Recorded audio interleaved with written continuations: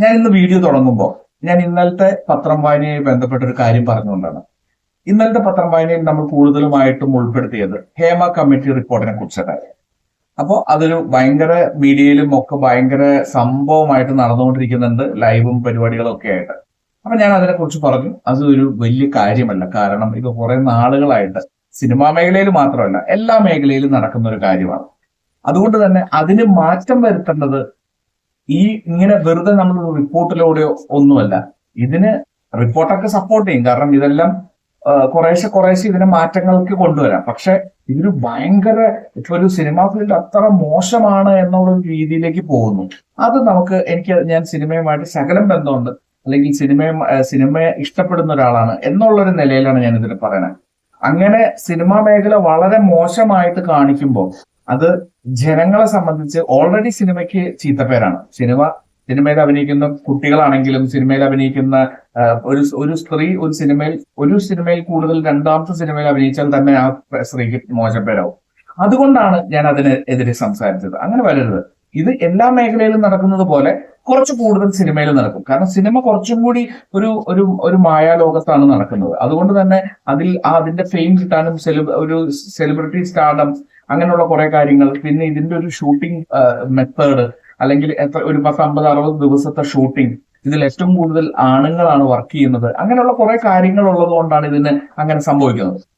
ബാക്കിയുള്ള മേഖലകളിൽ താരതമ്യേന കുറവാണ്, അത്രേ ഉള്ളൂ. അപ്പോ അത് മാറ്റം വരുത്തേണ്ടത് ഇവിടെ ഒന്നുമല്ല, ഒരു ആണിന്റെ ഒരു ആണെന്നുള്ള നിലയിൽ എനിക്ക് പറയാൻ പറ്റാത്ത നിലയിൽ അവരുടെ മനസ്സിൽ നിന്നുമാണ്. ഞാൻ ഇന്നലെ എടുത്തു പറഞ്ഞു, അത് ഒരു പ്രാവശ്യം കൂടി പറയാം. നമ്മളുടെ അമ്മ, പെങ്ങള്, നമ്മളുടെ പെങ്ങളുടെ മക്കള്, നമ്മളുടെ എന്താ പറയുക, നമ്മളുമായിട്ട് അത്ര അടുത്ത് നിൽക്കുന്ന ഒരു പരിധി വരെ ഫ്രണ്ടിന്റെ വൈഫ്, ഇത്രയൊക്കെ നമ്മളുടെ മനസ്സിൽ നമ്മളുടെ ഒരു മതിൽക്കെട്ടിനകത്ത് നമ്മൾ നിർത്തിയിട്ടുള്ളൂ. ബാക്കി പുറത്ത് നിൽക്കുന്നവരെല്ലാവരും നമുക്ക് എല്ലാവരും ഒരേപോലെ സ്ത്രീകളായിട്ടാണ് കാണുന്നത്. നമുക്ക് എല്ലാവർക്കും അവരെ ചൂഷണം ചെയ്യാൻ പറ്റുമോ എന്നുള്ള ഇത് എല്ലാവരുടെയും കാര്യമല്ല. ഒരു 95% അങ്ങനെ തന്നെയാണ്. ബാക്കിയുള്ള 5% അങ്ങോട്ടും ഇങ്ങോട്ടൊക്കെ മാറ്റം വരാം. അപ്പോ ആ എല്ലാവരുടെയും ചിന്ത ഇത് തന്നെയാണ്. ഞാനിത് എന്റെ ഒരു അറിവ് വെച്ച് പറയാണ്, അത് തെറ്റായിരിക്കാം.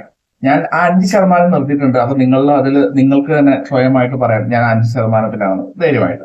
അപ്പോ ഇതുമായി ബന്ധപ്പെട്ടൊരു വീഡിയോ ഞാൻ ഇട്ടപ്പോ അതില് എനിക്കൊരു കമന്റ് ഉണ്ടായിരുന്നു. ആ കമന്റില് യൂട്യൂബില് ഒരേ ഒരു കമന്റ് ഉണ്ടായിരുന്നു. ആ കമന്റ് എന്ന് പറയുന്നത്, ദേവദാസിന് ഇതൊരു വലിയ കാര്യമായിരിക്കില്ല, പക്ഷേ ഞങ്ങളെ പോലുള്ള സാധാരണക്കാർക്ക് ഇത് ഞെട്ടിക്കുന്ന ഒരു വാർത്തയാണ്. കാരണം ഒരു സ്ത്രീയുടെ അവിടെ അനുഭവിക്കുന്നത് അവർ പറഞ്ഞിരിക്കുന്ന എക്സ്പ്ലോയിറ്റേഷനും ഡിസ്ക്രിമിനേഷനും എന്നൊക്കെ ഉള്ള രീതിയിലുള്ള വാക്കുകളും കാര്യങ്ങളുമാണ്. ഞാൻ എടുത്തു പറയുന്നു, ഞാൻ ഒരിക്കലും അതൊരു വലിയ കാര്യമല്ല എന്നല്ല, ഒരു സ്ത്രീക്ക് നടക്കുന്നത് ഒരു വലിയ കാര്യമല്ല എന്നല്ല, ഇത് നടന്നുകൊണ്ടിരിക്കുന്ന കാര്യമാണ്. ഇതിനെ അടച്ച് നിങ്ങൾക്ക് പറയാൻ പറ്റില്ല. ഇത് സിനിമാ ലോകം മുഴുവനും ഇങ്ങനെയാണെന്ന് പറയാൻ പറ്റില്ല. ഒരു സ്ത്രീക്കും ഡിസ്ക്രിമിനേഷൻ നടക്കുന്നില്ല. ഞാൻ ക്ലീൻ ആയിട്ട് എടുത്ത് പറയാം. ഒരു സിനിമയെ സംബന്ധിച്ച് 3-4 കാറ്റഗറി ആയിട്ടാണ്. ഫസ്റ്റ് ലെയറിൽ എന്ന് പറയുന്നത് നടൻ എന്ന് പറഞ്ഞാൽ നായകനും നായികയും.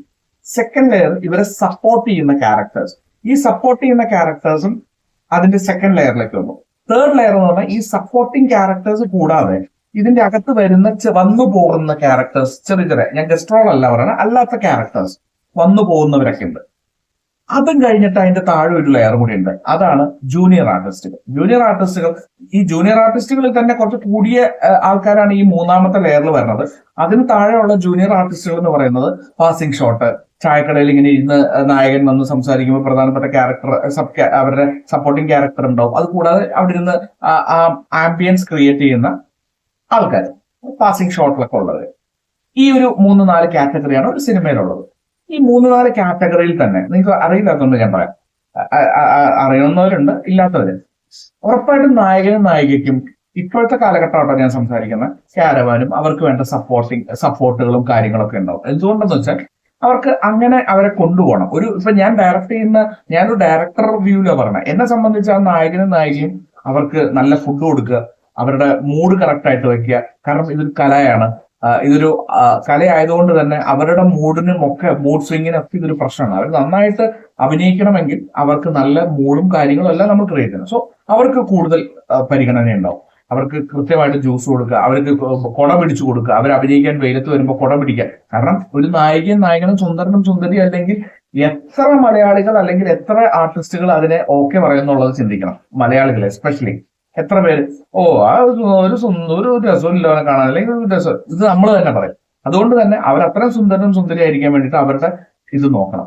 അപ്പൊ അവർക്ക് കുട പിടിച്ചു കൊടുക്കും, ജ്യൂസ് കൊടുക്കും, അവർക്ക് സ്പെഷ്യൽ ഫുഡുകൾ കൊടുക്കും. കാരണം അവരെ മാക്സിമം പാമ്പർ ചെയ്ത് കൊണ്ടുപോകും. അടുത്ത സപ്പോർട്ടിങ് ക്യാരക്ടേഴ്സ്, ഉദാഹരണം നമുക്ക് സിദ്ദീഖ് അങ്ങനെയുള്ള ആൾക്കാർ, മെയിൻ ആർട്ടിസ്റ്റുകളുടെ കാര്യം ഞാൻ പറയാം, എന്റെ പേര് വന്നു. അവരെയൊക്കെ നമ്മൾ അതിൽ നോക്കുന്നത് എങ്ങനെയാണെന്ന് പറഞ്ഞു കഴിഞ്ഞാൽ അവരെയും ഇതേപോലെ തന്നെ ഇതിന്റെ നെക്സ്റ്റ് ലെവലിലായിരിക്കും. എന്നാൽ പോലും അതിൽ സീനിയോറിറ്റി അനുസരിച്ച് കുറച്ചും കൂടി കൂടുതൽ അങ്ങനെയൊക്കെയുള്ള കാര്യങ്ങൾ നോക്കും. അതിൽ സ്ത്രീയെന്നോ പുരുഷനെന്നോ വ്യത്യാസമില്ല കേട്ടോ, 100% വ്യത്യാസമില്ല. ഒരു സ്ത്രീക്ക് അതില് ഇതില്ലെങ്കിൽ അവരത് പറഞ്ഞു കഴിഞ്ഞാൽ ഉറപ്പായിട്ടും ഡയറക്ടർ അതിൽ ഇടപെടും. കാരണം ഈ ഒരു എന്താ പറയണത്, നമ്മുടെ സപ്പോർട്ടിങ് ക്യാരക്ടേഴ്സ് വളരെ പ്രധാനപ്പെട്ടവരാണ്. അവരും സിനിമയെ സപ്പോർട്ട് ചെയ്യുന്നവരാണ്, ആ സിനിമയെ എൻഹാൻസ് ചെയ്യുന്നവരാണ്. അപ്പൊ അതുകൊണ്ട് തന്നെ അവർക്കും ഈ പറഞ്ഞ പോലെയുള്ള അത്രയുമില്ലെങ്കിലും അതിന് തൊട്ട് താഴെയുള്ള പരിഗണന ഉറപ്പായിട്ടും കിട്ടും. അതിലാണെന്നോ പെണ്ണെന്നോ വ്യത്യാസമില്ല, 100% വ്യത്യാസമില്ല. അതിന് തൊട്ട് താഴെയുള്ളവർ വന്നു പോകുന്നത് അവർക്ക് കുറച്ചും കൂടി താഴെയായിരിക്കും അവർക്കുള്ള പരിഗണന. എന്തുകൊണ്ടാന്ന് പറഞ്ഞാൽ ഇപ്പൊ ഇവിടെ വന്ന് നമ്മൾ മെയിൻ ക്യാരക്ടറും സപ്പോർട്ടിങ് ക്യാരക്ടേഴ്സും സംസാരിച്ചുകൊണ്ടിരിക്കുമ്പോൾ ഒരാൾ വന്നു, ഉദാഹരണം വെറുതെ ഒരു പാലും കൊണ്ടുവന്ന ഒരാള്, അയാൾക്ക് ഒരു ഡയലോഗും ഇല്ല, അത് വന്ന് പാല് കൊടുത്തു വന്നു, പക്ഷെ അയാൾ ആ ഫ്രെയിമിൽ നന്നായിട്ട് വരുന്നതാണ്. അദ്ദേഹത്തിന് അത്രയും പരിഗണന ഉണ്ടാവുള്ളൂ. അദ്ദേഹത്തിന് ഫുഡ് കിട്ടുന്നതും അങ്ങനെ തന്നെയായിരിക്കും, എല്ലാം അങ്ങനെയായിരിക്കും. കാരണം അദ്ദേഹം ഷൂട്ടിംഗ് കഴിഞ്ഞ് കഴിഞ്ഞാൽ എവിടെയെങ്കിലും പോയിരിക്കണം, ക്യാരവാനോ ഒന്നും ഉണ്ടാവില്ല. മേക്കപ്പ് ചെയ്യുമ്പോൾ മാത്രം ഇപ്പോ ക്യാരവാനിൽ കയറി മേക്കപ്പ് ചെയ്തിട്ട് വരാം, ചിലപ്പോൾ മേക്കപ്പ് ചെയ്യണ്ട എന്ന് പറയും. കാരണം അവർക്ക് അത്രയും പ്രാധാന്യം ആ സിനിമ ആ സീനിലുള്ളൂ.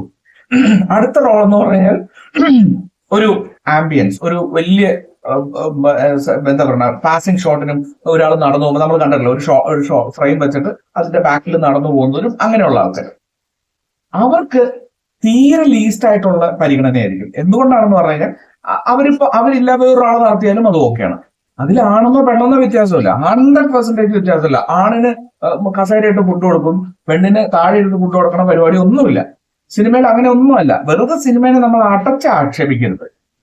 നമുക്ക് ഇതിൽ തെറ്റ് ചെയ്യുന്നവരുണ്ട്, അത് എല്ലാ കൂട്ടത്തിലുള്ള പോലെ തന്നെ സിനിമയിലും ഉണ്ട്, ഒരു സംശയമില്ല.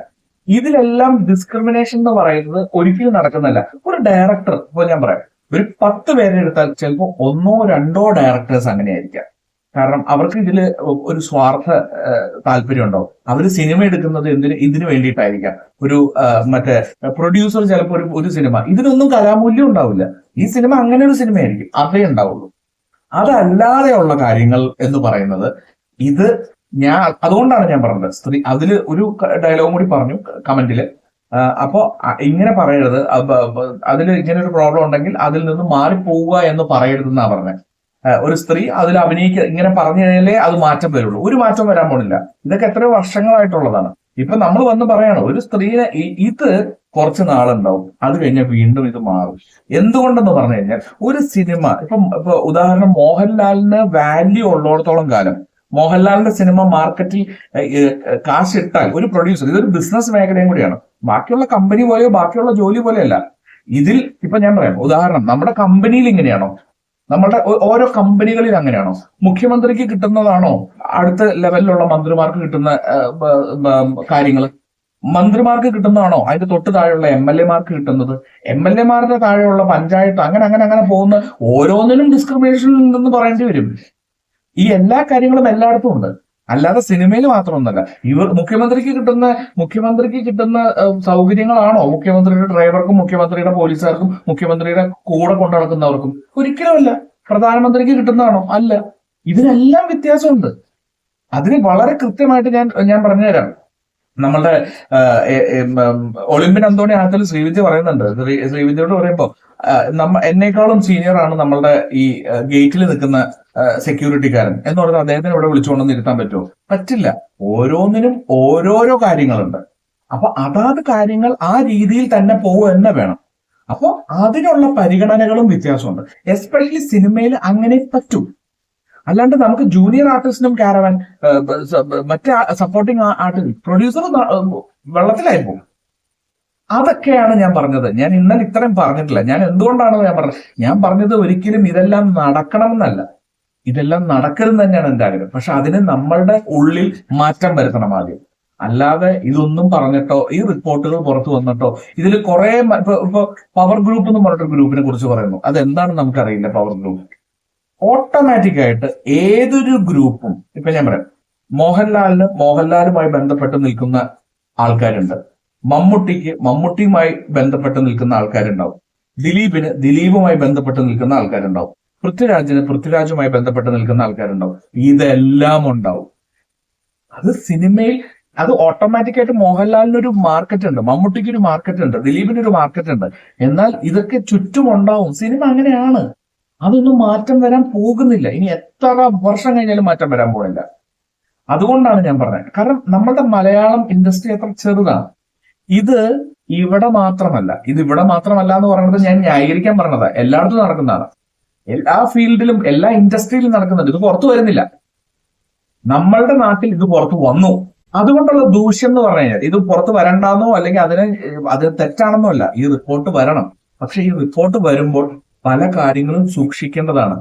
എനിക്ക് തോന്നുന്നു സർക്കാർ പോലും ഇത്രയും ശ്രദ്ധിച്ച് അല്ലെങ്കിൽ ഇത്രയും നാളെ ഇറക്കാതിരുന്നത് ഇതിന്റെ ഒരു ഭവിഷ്യത്ത് അല്ലെങ്കിൽ ഇത് എങ്ങനെയായിരിക്കും ജനങ്ങളിലേക്ക്. കാരണം ഉറപ്പായിട്ടും ഇത് മീഡിയാസ് എല്ലാം കൊണ്ടാടും. കാരണം സിനിമ എന്ന് പറയുന്നത് ഇതിന്റെ ഇപ്പൊ ഞാൻ പറയാം ഉദാഹരണം. എന്റെ ഇപ്പോ ഒരു കമ്പനിയുമായി ബന്ധപ്പെട്ടിട്ട് ഞാൻ പറയാം. ഒരു കമ്പനിയുടെ ബ്രാൻഡ് അംബാസിഡർ ആയിരുന്നു ഒരാൾ.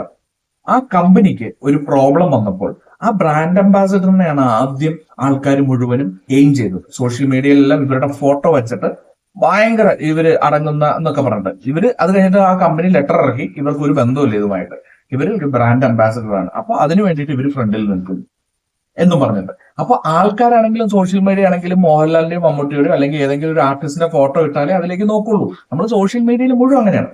അതുകൊണ്ട് തന്നെ റേറ്റിംഗ് അതിന്റെ കാര്യങ്ങളുമായി ബന്ധപ്പെട്ടിട്ട് ഇതിനെ കത്തിക്കാനായിട്ട് മീഡിയാസ് വരും. അപ്പോൾ കാരണം ആൾക്കാർ ഇരുന്ന് കാണും, ഞാനിരുന്ന് കാണും, ബാക്കിയുള്ളവരിരുന്ന് കാണും. ഇതിൽ എന്താണ് സംഭവം എന്ന് പറയാൻ വേണ്ടിയിട്ട് നമ്മൾ ഉദാഹരണം എനിക്കിപ്പോഴും ഓർമ്മയുണ്ട്. സിനിമാ മംഗളോ സംതിങ് അന്നൊക്കെയാണ് ഇതിന്റെ ഒരു കാലഘട്ടം. നമുക്ക് പണ്ട് വർഷങ്ങൾക്ക് മുമ്പ് മോഹൻലാലിന്റെ ചേട്ടൻ മരിച്ചു കഴിഞ്ഞപ്പോ മോഹൻലാലിന്റെ ചേട്ടന്റെ ഒരു ബന്ധവുമായി ബന്ധപ്പെട്ട ഒരു ഫ്രണ്ട് പേജ് കൊടുത്തിരിക്കുന്നത് മോഹൻലാൽ ഒരിക്കലും ചേട്ടനോട് ഇങ്ങനെ ചെയ്യരുതായിരുന്നു സംതിങ്, അങ്ങനെ എന്തോ ഒരു വാക്കാണ്. ഞാൻ ആകെ, കാരണം നമുക്ക് ലാലേട്ടൻ അത്ര ഇഷ്ടമാണ്, അപ്പൊ നമ്മൾ ആകെ അയ്യോ പ്രശ്നമാണല്ലോ. ഞാൻ ബുക്കിൽ എടുത്തു നോക്കുമ്പോ അതുമായി ബന്ധപ്പെട്ട അതിനെ റിലേറ്റ് ചെയ്യാൻ ഒന്നുമില്ല അതില്. പക്ഷെ ന്യൂസ് വരുമ്പോ ഇങ്ങനെയാണ് അതിനെ കൊണ്ടുവരുന്നത്. അപ്പൊ നമ്മൾക്ക് അതിലേക്ക് വാല്യൂ കിട്ടാൻ വേണ്ടി കാര്യങ്ങൾ ചെയ്യും. അപ്പൊ ഞാൻ പറഞ്ഞു വന്നത്, ഇത് വേറൊരു കാര്യം പറഞ്ഞതാണ്. ഞാൻ പറഞ്ഞു വന്നത് ഒരിക്കലും ഞാൻ സിനിമ ഭയങ്കര നല്ലതാണെന്നോ ഒന്നുമല്ല, അതുപോലെ സ്ത്രീകൾ ഇതിൽ അഭിനയിക്കേണ്ടെന്നോ ഞാൻ പറയണത്. ഇതെല്ലാം നടക്കുന്നതാണ്. ഇതിനെ മറികടക്കേണ്ടത് നമ്മളിൽ തന്നെ ആദ്യം ആത്മപരിശോധന നടത്തണം. അതിനുശേഷം നമ്മൾ ഈ ഒരു ഫീൽഡിലല്ല, ഇത് എല്ലാ ഫീൽഡിലല്ലേ. എന്നാൽ ഞാൻ ചോദിക്കട്ടെ, സിനിമ എന്ന് പറയുന്നത് ഇങ്ങനെയാണ്, ഇതൊരു ലോകമാണെന്ന് നമുക്ക് പണ്ടേ അറിയാം. എന്നാൽ രാഷ്ട്രീയത്തിൽ ഇത് നടക്കുന്നില്ലേ? ഇല്ല എന്നാണോ നിങ്ങൾ പറയണത്? രാഷ്ട്രീയത്തിൽ എത്ര കാര്യങ്ങൾ നടക്കുന്നു. അപ്പോൾ രാഷ്ട്രീയത്തിൽ ഇത് നടക്കാൻ പാടുണ്ടോ? ഒരിക്കലും പാടില്ല. കാരണം അവർ സോഷ്യൽ സർവീസ് ചെയ്യുന്നവരാണ്. അങ്ങനെ നമുക്ക് പറഞ്ഞുകൂടെ? അപ്പോൾ ഇതെല്ലാം ഇതിന്റെ ഒരു എന്താ പറയണ, എല്ലാ സ്ഥലങ്ങളിലും നടക്കുന്നുണ്ട്, സിനിമയിൽ കൂടുതൽ നടക്കുന്നുണ്ട്.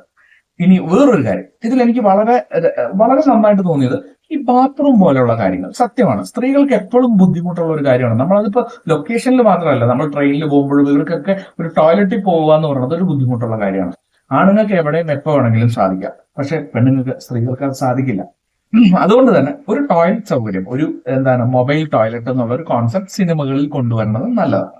അപ്പൊ അതിന് വേണ്ടിയിട്ട്, കാരണം പ്രൊഡ്യൂസറെ സംബന്ധിച്ച് മാക്സിമം ബഡ്ജറ്റ് കുറയ്ക്കാൻ വേണ്ടി. പക്ഷെ ഇങ്ങനെയുള്ള കാര്യങ്ങൾ അവരുടെ ബേസിക് നീഡ്സ് എന്തായാലും കുറയ്ക്കാൻ പാടില്ല. ഫുഡ് കൊടുക്കുന്നത് അവർക്ക് വേണ്ട നല്ല ഫുഡ് കൊടുക്കുക, അതെന്തായാലും കൊടുക്കണം. ഇപ്പോ ഉദാഹരണം എനിക്ക് കിട്ടേണ്ട നല്ല ചോറ്, നല്ല കറി ഞാൻ കഷ്ടപ്പെടുന്നുണ്ട്, അതിനു വേണ്ടിയുള്ള കാര്യങ്ങളെല്ലാം എനിക്ക് കിട്ടുക എന്നോർത്ത് മറ്റേ മെയിൻ ആർട്ടിസ്റ്റിന് കിട്ടുന്ന പോലെ അതിന്റെ ഇടയിൽ ജ്യൂസ് കൊടുക്കുക, കുട പിടിച്ചു കൊടുക്കുക, ഇങ്ങനെയുള്ള കാര്യങ്ങൾ വേണമെന്ന് പറയുന്നതിൽ അർത്ഥമുണ്ടെന്ന് എനിക്ക് തോന്നുന്നില്ല. അത് ഒരിക്കലും നടക്കുന്ന കാര്യമല്ല. അത് ഒരു മേഖലയിൽ നടക്കുന്ന കാര്യമില്ല. അങ്ങനെയാണെങ്കിൽ നമ്മൾ ആദ്യം മുതൽ മുകളിൽ താഴെ മുതലുള്ള എല്ലാ ഏരിയയിലും അത് നടക്കണം. അത് സിനിമയിൽ നടക്കില്ല, നടക്കാൻ സാധിക്കുമെന്ന് എനിക്ക് തോന്നുന്നില്ല. അത് ഒരു മേഖലയിലും നടക്കില്ല. ആ ഡിഫറൻസ് ഒക്കെ എന്നും ഡിഫറൻസ് ആയിട്ട് നിൽക്കും. അതൊരിക്കലും മാറുമോ എന്ന് എനിക്കറിയില്ല. അല്ലാതെ ഞാൻ ഇതിലൊരിക്കലും അതിനെ സപ്പോർട്ട് ചെയ്തോ അല്ലെങ്കിൽ ആ സിനിമയെ സപ്പോർട്ട് ചെയ്തോ സംസാരിച്ചല്ല. ഉറപ്പായിട്ടും സ്ത്രീകൾക്ക് ഒരു എന്താ പറയുക, സന്തോഷത്തോടെയും സംരക്ഷണയോടുകൂടി അഭിനയിക്കാൻ പറ്റണം. അതിൽ കുറച്ചു പേര് പ്രശ്നമുണ്ട്. അവരെ പതുക്കെ പതുക്കെ നമ്മൾ മാറ്റിയെടുക്കുക, അല്ലെങ്കിൽ അവരെ തഴയുക എന്നുള്ളതേ ചാൻസ് ഉള്ളൂ. എന്ന് പറഞ്ഞാൽ നാളെ മുതൽ നായിക ഇല്ലാണ്ട് ഒരു സിനിമ ഇറക്കാൻ പറ്റുമോ? നടിയില്ല, അതിലൊരു അമ്മയില്ലാതെ ഒരു സിനിമ ഇറക്കാൻ പറ്റുമോ? അപ്പൊ നിങ്ങൾ എന്താണ് പറയുന്നത്? അതിനൊക്കെ നമ്മൾ വേറെ ആൾക്കാരെ കൊണ്ടുവരും? ഒന്നുമില്ല. ഇതൊക്കെ മാറ്റം വരും, ഉറപ്പായിട്ടും മാറ്റം വരും. എല്ലാവർക്കും അതിൽ മാറ്റങ്ങൾ ഉണ്ടാവണം. അതിന് വേണ്ടിയിട്ടാണ് ഞാൻ പറഞ്ഞത്. ഞാൻ അപ്പോൾ അതിനെ നമ്മളിൽ ആത്മപരിശോധന വേണമെന്നേ ഞാൻ ഉദ്ദേശിച്ചിട്ടുള്ളൂ. അതുകൊണ്ട് സിനിമ പറയുമ്പോൾ എനിക്ക് ചെറുതായിട്ട് നോവും. അത് എന്റെ ഒരു ഫീലാണ്. കാരണം നമ്മൾ അങ്ങനെ പറയുമ്പോൾ നാളെ മുതൽ ഇതിൽ സിനിമയിലേക്ക് ആരും വരില്ലെന്നേ. നമ്മൾ ഒരു ഒരു ഒരു കുട്ടി സിനിമയിൽ അഭിനയിക്കും. ഇപ്പൊ എന്റെ മോളെ എനിക്ക് സിനിമയിൽ അഭിനയിക്കാൻ വിടുമ്പോഴത്തേനും ഞാൻ ചിലപ്പോൾ എനിക്ക് ഓക്കെ ആയിരിക്കും, പക്ഷെ എന്റെ ബന്ധുക്കൾ എന്ത് പറയും? ആ കുട്ടീനെ മോശമായിട്ട് പറയും. നാളെ പൃഥ്വിരാജിന്റെ 2 പടത്തിൽ കൂടുതൽ അഭിനയിച്ചു കഴിഞ്ഞാൽ പറയും, ഇത് ഇത് മനുഷ്യന്റെ അവസ്ഥയാണ്. കുറച്ചും കൂടി വിവേകത്തോടുകൂടി എല്ലാവരും പെരുമാറുക എന്നല്ലാണ്ട് വേറെ ഓപ്ഷൻ ഒന്നുമില്ല. അതുകൊണ്ട് ഇത്ര എനിക്ക് ഇതിനെ കുറിച്ച് പറയാനുള്ളൂ. നമ്മുടെ ഇന്ന് 21-ാം തീയതിയാണ്. നല്ല മഴ രാവിലെ. ഞാൻ പറഞ്ഞിട്ട് കേട്ടോന്ന് പോലും എനിക്കറിയില്ല. അപ്പോൾ നമുക്ക് മാതൃഭൂമി ഇന്ന് 21-ാം തീയതി ഫ്രണ്ട് പേജിലുള്ളത് പ്രതിക്കൂട്ടിൽ ബംഗാൾ സർക്കാർ എന്ന് പറഞ്ഞിട്ട്. കൽക്കത്തയിലെ സംഭവവുമായി ബന്ധപ്പെട്ടിട്ട് പ്രതിക്കൂട്ടിലാണ് ബംഗാൾ സർക്കാർ. ദൗത്യസേനയെ ഉണ്ടാക്കി സുപ്രീം കോടതി. നാവികസേനയിലെ മെഡിക്കൽ സർവീസസ് ഡയറക്ടർ ജനറൽ ദൗത്യ സംഘത്തെ നയിക്കും. CBI അന്വേഷണം പുരോഗതി അറിയിക്കണം എന്ന് പറഞ്ഞിട്ട് സുപ്രീം കോടതി പറഞ്ഞിട്ടുണ്ട്. സംഭവം ആത്മഹത്യയാക്കാൻ ശ്രമം നടന്നെന്ന് സുപ്രീം കോടതി പറയുന്നു. ഇനി ഒരു ബലാത്സംഗമോ കൊലപാതകമോ വരെ കാത്തിരിക്കാനാവില്ല എന്ന് പറഞ്ഞുകൊണ്ട് ഡോക്ടറുടെ കൊലപാതകത്തെ കുറിച്ച് സുപ്രീം കോടതി പറഞ്ഞിരിക്കുന്നതാണ്. ഞാൻ പറയട്ടെ, ഇപ്പൊ ഇതുമായി ബന്ധപ്പെട്ടിട്ടാണ്. ഇത് നടന്നുകൊണ്ടേയിരിക്കുന്നില്ലേ? വയനാട് സംഭവിച്ചില്ലേ? അതിനുശേഷം ഇപ്പൊ കൽക്കത്തയിൽ സംഭവിച്ചില്ല. ഇതിനു മുമ്പ് എത്രയോ തവണ സംഭവിച്ചു. ഇത് നടന്നുകൊണ്ടേയിരിക്കും. ഇതിലൊക്കെ മാറ്റം വരിക എന്ന് പറയാൻ വേണ്ടിയിട്ടാണ് നമ്മളെല്ലാവരും സംസാരിക്കുന്നത്. മാറ്റം വരണം. അതിൽ നമ്മളുടെ ഉള്ളിൽ ആദ്യം മാറ്റം വരണം.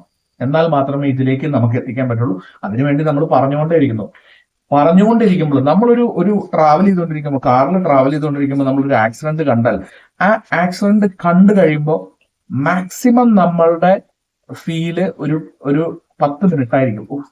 ഭയങ്കര ആക്സിഡന്റ് ആയിരിക്കും കണ്ടത്. അപ്പൊ നമ്മൾ വണ്ടി പതുക്കെ ഡീസന്റ് ആയിട്ട് ഓടിക്കും. ഈ 10 മിനിറ്റ് കഴിഞ്ഞാൽ വീണ്ടും നമ്മൾ പഴയതുപോലെ തന്നെയാവും. അതുകൊണ്ട് എനിക്കതിൽ പറയാനുള്ളത് ഇത്രയേ ഉള്ളൂ. നമ്മൾ ആത്മപരിശോധന നടത്തി അതിൽ മാറ്റം വരുത്തുക. അതേപോലെ തന്നെ മെഡിക്കൽ കോളേജുകളിൽ രാത്രി പാസ് ഇല്ലാതെ തങ്ങിയാൽ നടപടി. രോഗികളുടെ കൂട്ടിരിപ്പുകാരോ ജീവനക്കാരോ അല്ലാതെ രാത്രി കാലങ്ങളിൽ പാസ് ഇല്ലാതെ മെഡിക്കൽ കോളേജ് പരിസരത്ത് തങ്ങുന്നവരെ പിടികൂടും. മെഡിക്കൽ കോളേജുകൾ സുരക്ഷിതത്വവും ഉറപ്പാക്കാൻ ആരോഗ്യമന്ത്രി വീണ ജോർജ് വിളിച്ച യോഗത്തിലാണ് നിർദ്ദേശം. രാത്രിയിൽ പോലീസ് നിരീക്ഷണം കൂട്ടും. പ്രധാന ഇടങ്ങളിൽ CCTV ഉറപ്പാക്കും. ആശുപത്രികളിൽ അനധികൃത കച്ചവടം അനുവദിക്കില്ല എന്നൊക്കെ പറഞ്ഞിട്ട് കുറെ കാര്യങ്ങൾ വന്നിട്ടുണ്ട്. അത്യാഹിത വിഭാഗത്തിൽ 2 പേരെയും വാർഡുകളിൽ ഒരാളെ ക്യുമോ കൂട്ടിയിരിപ്പുകാരായി അനുവദിക്കൂ. രോഗികളുടെ വിവരങ്ങൾ അറിയിക്കാനാണ് ബ്രീഫിംഗ് റൂമുണ്ടെന്ന് ഉറപ്പാക്കണം. രാത്രി ജോലി കഴിഞ്ഞ് ഹോസ്റ്റലിലേക്ക് മടങ്ങുന്ന വനിതാ ജീവനക്കാരുടെ സുരക്ഷിതത്വം ഉറപ്പാക്കും. ജീവനക്കാർക്ക് ഏകീകൃത നമ്പർ നൽകണം. അപ്പൊ ഇതൊക്കെയാണ് പറഞ്ഞിരിക്കുന്നത്. ബ്രീഫിംഗ് റൂം വേണം. ഉറപ്പായിട്ടും ഒരാളെ കൊണ്ടുവന്ന് ഇരുത്തി സംസാരിക്കാൻ ഒരു ബ്രീഫിംഗ് റൂം വേണം എന്നുള്ളതാണ്. നടന്നാൽ നല്ലതാണ്. അപ്പൊ ഇതൊക്കെ തന്നെയാണ്. പിന്നെ കൽക്കട്ടയുടെ ആ ഒരു കുട്ടിയുടെ ആ ഒരു ചിത്രം വരയ്ക്കുന്നതും ഒക്കെ ആയിട്ടുള്ള കാര്യങ്ങൾ, ഇതിലെല്ലാം മാറ്റം വരുത്തണം.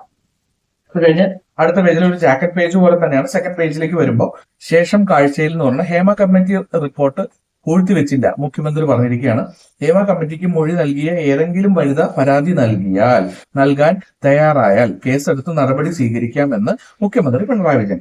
അങ്ങനെയാണല്ലോ കേസെടുക്കാൻ പറ്റും. സ്വമേധയാ കേസെടുക്കണമെങ്കിൽ ഇതൊന്നും വെച്ചൊരിക്കലും പറ്റില്ല. തെളിവുകളും കാര്യങ്ങളും കോടതിയിൽ അങ്ങനെയാണ്. അപ്പൊ അതിനെക്കുറിച്ച് പറഞ്ഞിട്ടുണ്ട്. പിന്നെ അതേക്കുറിച്ച് ഞാൻ വീണ്ടും വായിക്കുന്നത്. സർക്കാർ വേട്ടക്കാർക്കൊപ്പം പ്രതിപക്ഷ നേതാവ് പറഞ്ഞിരിക്കുകയാണ്. ക്രിമിനൽ കുറ്റങ്ങൾ സർക്കാർ മറച്ചുവെച്ചു എന്ന് പറഞ്ഞുകൊണ്ട് വിശദമായി പഠിച്ച ശേഷം നിയമോപദേശത്തിന് സർക്കാർ. കേട്ടാൽ ഞെട്ടുന്ന ലൈംഗിക അതിക്രമങ്ങളുടെ അനുഭവ കഥ അക്കമിട്ട് നിരത്തിയ ഹേമ കമ്മിറ്റി റിപ്പോർട്ടിൽ ഇനി സർക്കാരിന്റെ മുന്നിലുള്ളത് നിയമപരവും നയപരവുമായ നടപടികൾ എന്ന് പറഞ്ഞിട്ട് നമ്മുടെ മന്ത്രി രാജീവ് പറഞ്ഞിട്ടുണ്ട്. പിന്നെ അതേപോലെ തന്നെ ആന്റണി രാജുവിന്റെ കേസ് നീളുന്നതിൽ അതൃപ്തി അറിയിച്ച് സുപ്രീം കോടതി അദ്ദേഹത്തിന്റെ കേസ് നീളുന്നതിൽ അതൃപ്തി അറിയിച്ചിട്ടുണ്ട്. എന്റെ ബെഞ്ചിൽ കേസ് വരാതിരിക്കാൻ ശ്രമമെന്ന് സംശയം, ജസ്റ്റിസ് രവികുമാർ പറഞ്ഞിരിക്കുന്നു. തെളിവുകൾ ലോക്കറിൽ. ഹേമ കമ്മിറ്റി റിപ്പോർട്ടിന് ആധാരമായ ഡിജിറ്റൽ തെളിവുകൾ സൂക്ഷിച്ചിരിക്കുന്നത് സെക്രട്ടേറിയറ്റിലെ ആഭ്യന്തര രഹസ്യ വിഭാഗത്തിന്റെ ലോക്കറിൽ. മൊഴി നൽകിയവർ തെളിവായി നൽകിയ വാട്സ്ആപ്പ് ചാറ്റ്, ഓഡിയോ ക്ലിപ്പ് എന്നിവ അടങ്ങിയ പെൻഡ്രൈവുകളും സിഡികളുമാണ് കമ്മിറ്റി സർക്കാരിന് കൈമാറിയത്. മൊഴികളുടെ പകർപ്പുകളുമുണ്ട്. 2019 ഡിസംബർ 31 മുഖ്യമന്ത്രിക്കും അന്ന് സാംസ്കാരിക മന്ത്രിയായിരുന്ന AK ബാലനുമാണ് റിപ്പോർട്ട് നൽകിയത്.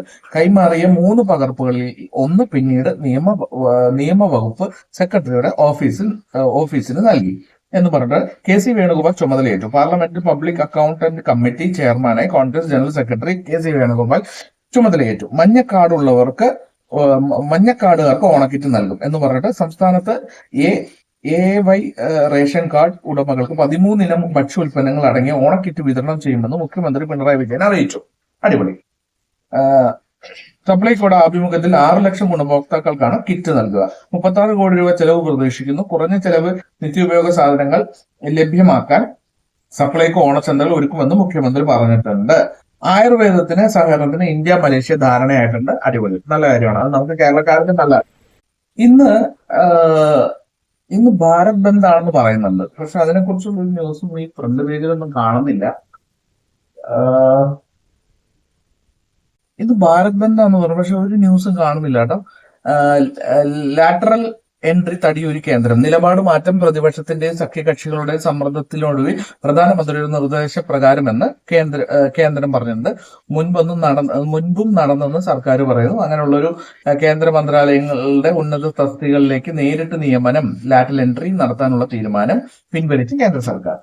അങ്ങനെ ഒരു ന്യൂസ് ഉണ്ട്, നല്ല കാര്യമാണ്. അതേപോലെ തന്നെ ജസ്ന കേസ് CBI വീണ്ടും മുണ്ടക്കയത്ത് എത്തിയിട്ടുണ്ട്. ജസ്നയെ കാണാതെ കേസിൽ 8 വർഷത്തിന് ശേഷം CBI സംഘം മുണ്ടക്കയത്തെ ഈട്ടിക്കൽ ലോഡ്ജ് ഉടമ ബിജു സേവിയറിന്റെ മൊഴിയെടുത്തു. കാണാതാവുന്നതിന് മുൻപ് ഈ ലോഡ്ജിൽ യുവാവുമായി ജസ്ന എത്തി എന്ന് ലോഡ്ജിലെ മുൻ ജീവനക്കാരുടെ വെളിപ്പെടുത്തലിനെ തുടർന്നാണിത്. അങ്ങനെ ഒരു ന്യൂസ് ഉണ്ട്. അതുപോലെ തന്നെ ചന്ദ്രയാൻ തുടർ ദൗത്യങ്ങളുടെ രൂപകൽപ്പന പൂർത്തിയായിട്ടുണ്ട്. 5 വർഷത്തിനുള്ളിൽ 70 ഉപഗ്രഹങ്ങൾ വിക്ഷേപിക്കുമെന്ന് ISRO മേധാവി പറഞ്ഞിരിക്കുന്നു. നല്ല അടിപൊളി, നല്ല കാര്യം, നമ്മളുടെ നേട്ടമാണ്. അടുത്ത പേജിലേക്ക് പോകുമ്പോൾ 8ലും 9ലും പ്രധാനമായിട്ട് ആയുർവേദത്തിൽ സഹകരണത്തിന് ഇന്ത്യ മലേഷ്യ ധാരണയായത് ഞാൻ ഓൾറെഡി പറഞ്ഞു, അതും അടിപൊളിയാണ്. പിന്നെ മുൻ പ്രധാനമന്ത്രി രാജീവ് ഗാന്ധിയുടെ 80ാം ജന്മവാർഷിക ദിനത്തിൽ മകനും ലോക്സഭാ പ്രതിപക്ഷ നേതാവുമായ രാഹുൽ ഗാന്ധി രാജീവിന്റെ സമാധി സ്ഥലത്തായ വീരഭൂമിയിൽ ആദരാഞ്ജലി അർപ്പിക്കുന്ന ഒരു ഫോട്ടോയും കാര്യങ്ങളും. അതുപോലെ രാജീവ് ഗാന്ധി അനുസ്മരിച്ച് എല്ലാവരും സംസാരിച്ചിട്ടുണ്ട്. ലതാ മങ്കേഷ്കർ പുരസ്കാരം KS ചിത്രയ്ക്ക് ലഭിച്ചിട്ടുണ്ട്. ചോദ്യശരങ്ങളുമായി സുപ്രീം കോടതി വന്നിട്ടുണ്ട് കേട്ടോ. കൊൽക്കത്ത സംഭവം പ്രതിരോധിക്കാൻ പാടുപെട്ട ബംഗാൾ സർക്കാർ. കൊൽക്കത്തയിലെ ആർജിക്കർ ആശുപത്രിയിൽ ഡോക്ടറെ ബലാത്സംഗം ചെയ്ത് കൊലപ്പെടുത്തിയ സംഭവത്തിൽ പോലീസിന്റെയും സംസ്ഥാന സർക്കാരിന്റെയും വീഴ്ചകളിൽ ചോദ്യശരങ്ങളുമായി സുപ്രീം കോടതി. എപ്പോഴാണ് FIR രജിസ്റ്റർ ചെയ്തെന്നും അതിൽ കൊലപാതക കുറ്റം ചേർത്തിരുന്നോ എന്നും ചീഫ് ജസ്റ്റിസ് DY ചന്ദ്രചൂഡ് ചോദിച്ചു. സംഭവം ആത്മഹത്യയാക്കാനും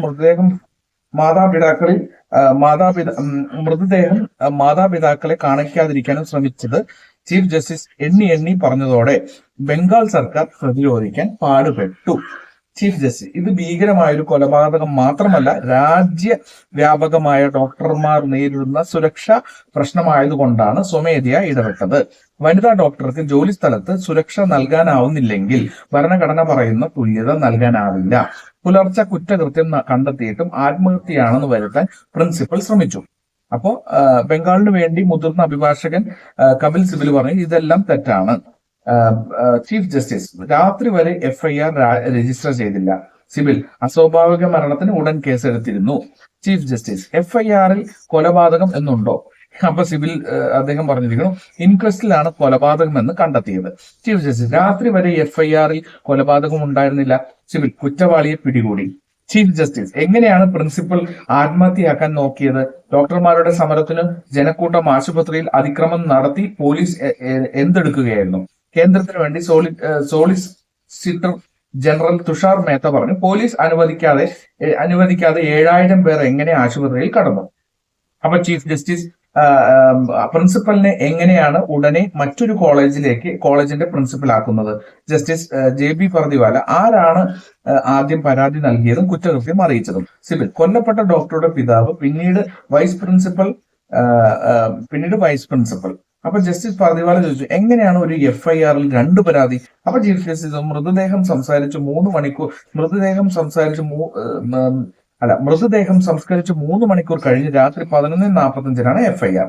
അപ്പൊ സിബിൽ പറഞ്ഞിരിക്കുന്നു, ഞെട്ടലിലായതിനാൽ അവർ പരാതി നൽകിയത് 11:45 അവർ ആവശ്യപ്പെട്ട പ്രകാരം പോസ്റ്റ്മോർട്ടവും നടത്തി. അപ്പൊ ചീഫ് ജസ്റ്റിസ് സിബിൽ, ഫോട്ടോകൾ എങ്ങനെ മാധ്യമങ്ങളിൽ എത്തിയിരുന്നത് ആശങ്ക ഉണ്ടാക്കുന്നു. ഞങ്ങളല്ല അത് ചെയ്തത്. അപ്പൊ സോളിസിറ്റർ ജനറൽ പറഞ്ഞിരിക്കുന്നു, രാഷ്ട്രീയമായി കാണരുതെന്നും നിഷേധാത്മക സമീപനം പാടില്ലെന്നും ബംഗാൾ സർക്കാരിനോട് അഭ്യർത്ഥിക്കുകയാണ്. കേരളം ഉൾപ്പെടെ വിവിധ സംസ്ഥാനങ്ങളിൽ ആരോഗ്യ പ്രവർത്തകർ സംരക്ഷിക്കാൻ നിയമങ്ങളുണ്ട്. അടിപൊളി. അത് കേരളത്തിനെ ഇത് ചെയ്തുകൊണ്ടാണ് പറഞ്ഞിരിക്കുന്നത്. ബംഗാളിൽ DIGയുടെ ചുമതലയുള്ള ഇയാൾക്ക് ശാരദ കേസിൽ തെളിവുകൾ വളച്ചൊടിച്ച ചരിത്രമുണ്ട്. അദ്ദേഹത്തെ ഈ കേസ് ഏൽപ്പിക്കരുത്. സിബിൽ ഈ രീതിയിലാണ് തെറ്റായ വിവരങ്ങൾ നൽകുന്നത്. അപ്പൊ ചീഫ് ജസ്റ്റിസ് പറഞ്ഞു, പ്രിൻസിപ്പലിനെ എന്ത് ചെയ്യാനാണ് നിങ്ങൾ ഉദ്ദേശിക്കുന്നത്? സിബിൽ, കോടതി പറയുന്നത് പോലെ ചീഫ് ജസ്റ്റിസ് സമാധാനമായ സമരം നടത്തുന്നവർക്കെതിരെ ബലപ്രയോഗം പാടില്ല. അപ്പൊ സിബിൽ പറഞ്ഞു, കോടതി പറയുന്നത് പോലെ എന്ന് പറഞ്ഞു. അപ്പൊ ചീഫ് ജസ്റ്റിസ് പറഞ്ഞു, സമാധാനമായി സമരം നടത്തുന്നവർക്കെതിരെ ബലപ്രയോഗം പാടില്ല എന്ന് പറഞ്ഞു. അപ്പൊ സിബിൽ പറഞ്ഞു, പല കാര്യങ്ങളും തെറ്റായ വിവരങ്ങൾ പ്രചരിക്കുന്നു. അപ്പൊ ചീഫ് ജസ്റ്റിസ് പറഞ്ഞു, CBI തത്സ്ഥിതി റിപ്പോർട്ട് സമർപ്പിക്കട്ടെ, തുടർന്ന് ഉത്തരവ് വായിക്കുന്നു എന്നും പറഞ്ഞുകൊണ്ട് ആണ് കാര്യങ്ങൾ. ഒരു ഇതാണ് സുപ്രീം കോടതി ഇതുപോലെ സ്ട്രോങ് ആയിട്ട് എല്ലാ കാര്യങ്ങളിലും ഇടപെടുന്നത് നല്ലത് തന്നെയാണ്, ഒരു തെറ്റുമില്ല. അതേപോലെ തന്നെ ഇത്രയൊക്കെയാണ്, കുറച്ച് നീണ്ടുപോയി. സ്പോർട്സ് പേജിലേക്ക് വന്ന് കളി മാറും എന്ന് പറഞ്ഞിട്ട് ഡ്യൂറൻസ് കപ്പ് ക്വാർട്ടർ മത്സരങ്ങൾക്ക് ഇന്ന് തുടക്കം വരുന്നുണ്ട്. കേരള ബ്ലാസ്റ്റേഴ്സ് ബംഗളൂരു FC മത്സരം വെള്ളിയാഴ്ച നടക്കുന്നുണ്ട്.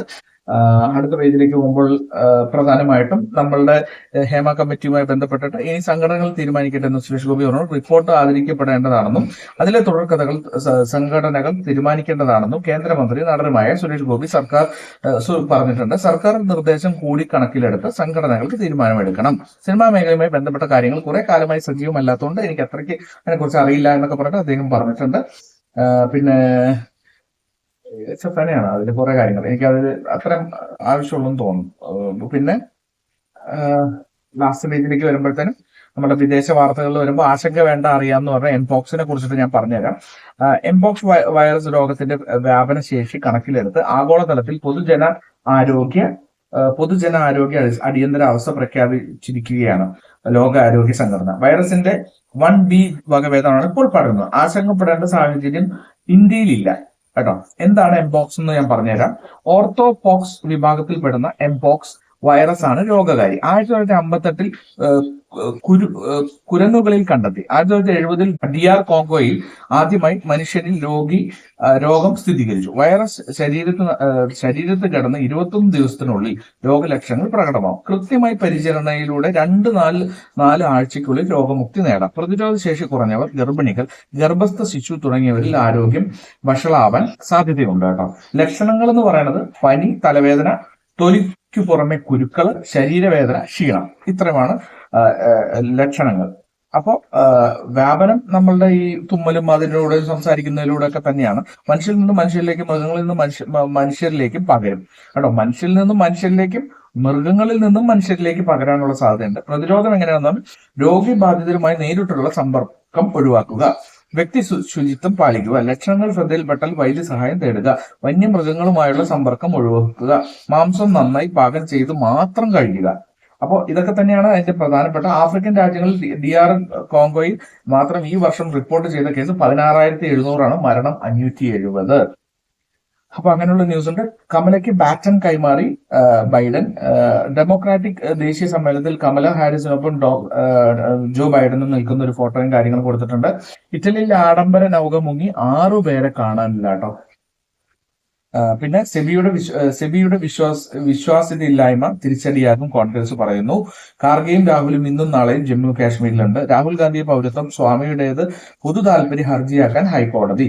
ട്രംപിന്റെ ഉപദേശനാകാൻ മസ്ക് തയ്യാർ എന്ന് പറഞ്ഞുകൊണ്ട് പറഞ്ഞിരിക്കുന്നു. ഹരിയാനയിൽ വിനേഷ് ഫോഗട്ട് മത്സരിച്ചേക്കും. വ്യാജ ബോംബ് ഭീഷണി ഡൽഹിയിൽ 100-ലധികം സ്ഥാപനങ്ങളിൽ തിരച്ചിൽ എന്ന് പറഞ്ഞിട്ടുണ്ട്. മാതാപിതാക്കൾ ശകാരിച്ചു. ആസാം സ്വദേശിനിയായ 13-കാരി വീട് വിട്ടുപോയി. അടിപൊളി. കൊൽക്കത്ത സംഭവം ദൗത്യസേനയ്ക്ക് ദൗത്യങ്ങളേറെ, സംസ്ഥാനങ്ങൾ വിവരം നൽകണം. എക്സൈസ് തലപ്പത്ത് അഴിച്ചുപണി. ഇത്രയൊക്കെയാണ് ഇന്നത്തെ ന്യൂസിൽ. കുറച്ച് നീണ്ടുപോയിട്ടുണ്ട്. ഞാൻ ആ സിനിമയെ കുറിച്ചൊക്കെ പറഞ്ഞപ്പോഴാണ്. അപ്പൊ ഞാൻ വീണ്ടും പറയുന്നു, ഞാൻ ഒരിക്കലും സ്ത്രീകൾക്കെതിരെയോ അല്ലെങ്കിൽ ഞാൻ അതിനെതിരെ അല്ല ഞാൻ സംസാരിച്ചത്. ഞാൻ പറഞ്ഞത് നമ്മളിൽ ആദ്യം ആത്മപരിശോധന നടത്തണം എന്നുള്ളത് മാത്രമാണ്. അത് സിനിമാ മേഖല മാത്രമല്ല, എല്ലാ മേഖലയിലും സിനിമയിൽ കുറച്ച് കൂടുതലാണ്. ഉറപ്പായിട്ടും അത് നിയന്ത്രിക്കപ്പെടേണ്ടതാണ്. നമ്മളിങ്ങനെ സംസാരിച്ചാൽ മാത്രമേ അത് മാറുള്ളൂ. അതൊക്കെ സത്യമാണ്. പക്ഷെ അതിനെ ഭയങ്കര സംഭവം ഇതിന് കൃത്യമായൊരു തെളിവ് ഇന്ന ആളെന്ന് പറഞ്ഞിട്ടല്ല പറഞ്ഞത്. ഇപ്പോ ഒരു നടിയെ ആക്രമിക്കപ്പെട്ട കേസുമായിട്ട് ബന്ധപ്പെട്ട് അതിന്റെ ആളെയും ഒക്കെ നമ്മൾ ഇവിടെ കാണുകയും പറയുകയും ഒക്കെ ഉണ്ടായിരുന്നു. അപ്പോൾ അതുപോലെ വന്നാൽ മാത്രമേ ഇതിനൊക്കെ ഒരു വാല്യൂ ഉള്ളൂ. അല്ലാത്തടത്തോളം കാലം ഇതൊരു വെറുതെ കാടടച്ചുള്ള ഒരു വെടിവെപ്പ് മാത്രമാണ്. അപ്പൊ നമ്മൾ സിനിമയെ നശിപ്പിക്കരുത്. വീണ്ടും വീണ്ടും പറഞ്ഞ് അതിൽ അവർ മാറ്റങ്ങൾ കൊണ്ടുവരട്ടെ. ഉറപ്പായിട്ടും സ്ത്രീകൾക്ക് സംരക്ഷണം വേണം, ഒരു സംശയം വേണ്ട എന്ന് ഞാൻ പറഞ്ഞിട്ടില്ല. വേണം. അതിന് എല്ലാവരും കൂടി ഒരുമിച്ച് നിന്നാൽ മാത്രമേ ഉള്ളൂ. സിനിമയിൽ അവർക്ക് വേണ്ട കാര്യങ്ങൾ കിട്ടണം എന്നോർത്ത് എല്ലാവർക്കും ഒരേപോലെ കിട്ടണം എന്ന് പറയാൻ പറ്റില്ല. കാരണം അത് അങ്ങനെയാണ് അതിന്റെ ഒരു രീതി ഇരിക്കുന്നത്. അത് സിനിമ മാത്രമല്ല, എല്ലായിടത്തും. അപ്പൊ എനിക്ക് വേറൊന്നും പറയാനില്ല. ഞാൻ നിങ്ങളുടെ സ്വന്തം ദേവദാസ്. നിങ്ങൾ കണ്ടുകൊണ്ടിരുന്നത് ദേവ്ഡി ടേക്ക് ടോക്സ് പത്രം വായനയായിരുന്നു. നിങ്ങളുടെ അഭിപ്രായങ്ങൾ നിങ്ങൾക്ക് മെസ്സേജ് ആയിട്ട് അയക്കാം. എന്ത് വേണമെങ്കിലും ഞാൻ അതിന് എന്നെ കൊണ്ടാവുന്ന രീതിയിൽ ഞാൻ ഉത്തരം നൽകുന്നതായിരിക്കും.